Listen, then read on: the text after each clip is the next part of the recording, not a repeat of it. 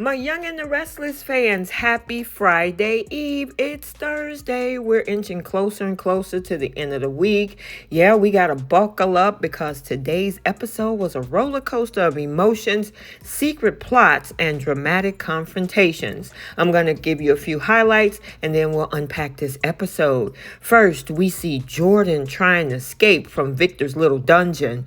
We see Michael and Cole try to create a plan, and guess who's back? None other than Nikki Newman is back. So without any further ado, let's unpack this Genoa City drama for May 23rd. So we kick off with Cole, who has a dungeon dilemma, who's haunted by the memory of finding Jordan locked up in Victor's secret dungeon. Just as he's lost in thought at society, Michael arrives and jolts him back to reality. Now Cole, wasting no time, puts Michael on retainer with a symbolic dollar and spills the beans. Jordan is alive and being held captive by none other than Victor Newman. Michael's reaction? Damn, exactly how we feel too. Now, Cole reveals how he found Jordan and how she begged him for help, thinking that he was a hallucination. Now, he understands Victor's motives, but insists that, look, this can't continue. Jordan needs to be in a proper prison. Now, Michael is shocked by Victor's God complex, agrees, but knows getting Jordan out without Victor noticing is going to be really tricky. They brainstorm a plan, knowing Victor's fury will be monumental if he finds out that they went behind his back. Speaking of Jordan tries to make an escape attempt. So meanwhile, in the depths of the dungeon, Jordan is no damsel in distress. She pulls a wire from her mattress and tries to pick the lock. Upstairs, Victor notices the dungeon door ajar and storms down to find her mid-escape attempt. Now he's taunting her, guessing correctly that she had a visitor. Jordan, desperate and defiant, begs for poison to end her misery, but Victor, ever the sadist, refuses. Instead, he forces her to eat those nasty old Brussels sprouts off the floor. You talking about truly villainous behavior. Now, while he's downstairs taunting Jordan, guess who's back? None other than his wife, Nikki, is back. And then we head over to Victoria and Claire at the tack house, blissfully chatting about Claire's horse riding lessons. But there's an undercurrent of a little bit of tension. Claire senses something off with Cole and mentions the friction with Victor. Now, Victoria acknowledges that suspicions about Victor's involvement in Jordan's supposed demise is what's causing the strain. Just then, Nikki arrives feeling fantastic post-detox. She's committed to her sobriety and is eager to surprise Victor. The ladies catch up until Victor himself walks in, and he's thrilled to see Nikki and hears about her progress, beaming with pride now that they're free from so-called Jordan's shadow. Unbeknownst to them, she's actually on the ranch below the house. Now we got a little bit of trouble over at the Jazz Lounge because Tucker finds Ashley collapsed on the floor. She collapsed in his arms. He helps her up, but she's resisting, claiming that she's fine. Now, despite her protests, Tucker insists on taking her home, sensing that she's scared and that she's also in trouble. At the Abbott estate, Jack, Tracy, and Alan are deep in a discussion about Ashley's mysterious behavior changes since Paris.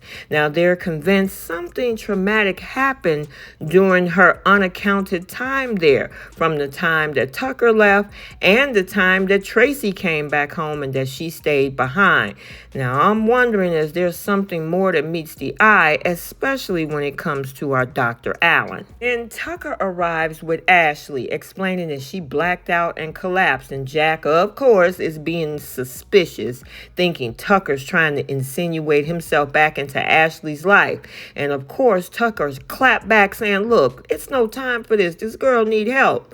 Now Ashley is struggling, trying to remember anything. She felt lost and scared.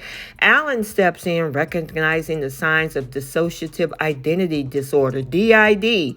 He gently suggests exploring her blocked memories, possibly taking her back to Paris with him, but Ashley resists the idea of going away for treatment.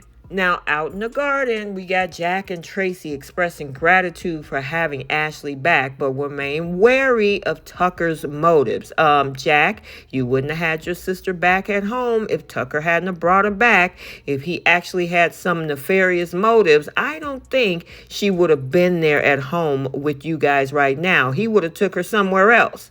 Now, they hope Ashley is ready to face her struggles and heal, but the road ahead seems a little daunting, and Tracy prays that this version of Ashley is their real sister. And finally, the episode wraps up with Tucker over at the GCAC bar reminiscing about Ashley's promise that he has pain coming his way and her alter personas. Now, he receives a call from a colleague in Paris about the meetings with Audra.